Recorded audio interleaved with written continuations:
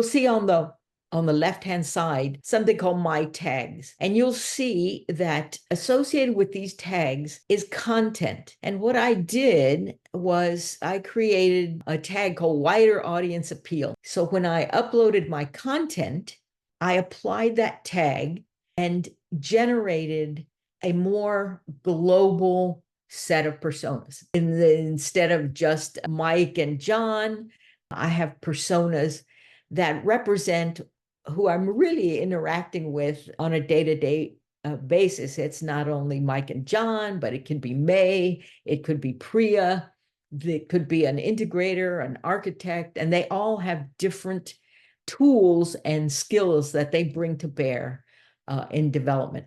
So now I sort of have a better idea of who my audience is. And so what is the practical application? You may have been assigned, go develop these personas, and you find out they like to drink coffee in the morning and certain kinds of hard rock music. And you might even understand a bit about how they go about doing their development process. How would I use these personas in my content? One way, if we go to the next slide, this is an actual use case. I had a tutorial. It was written before I got there. It had two characters in it.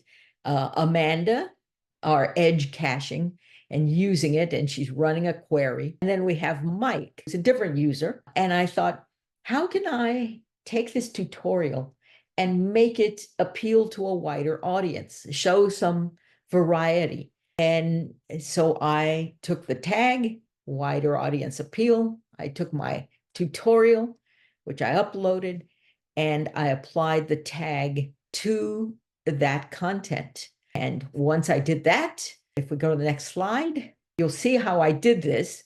Uploaded my Stellar documentation. It's called Scopes. It had a tag.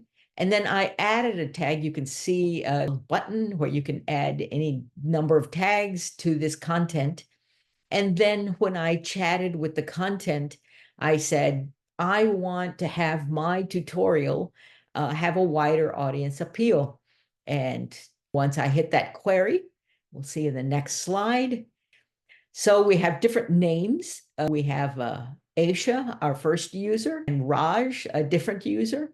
And so let's say you have a number of tutorials, you can have a wider variety of names. And if you want to get into more detail, might have Storytell add what tools they would be using for this tutorial geared towards that specific person. So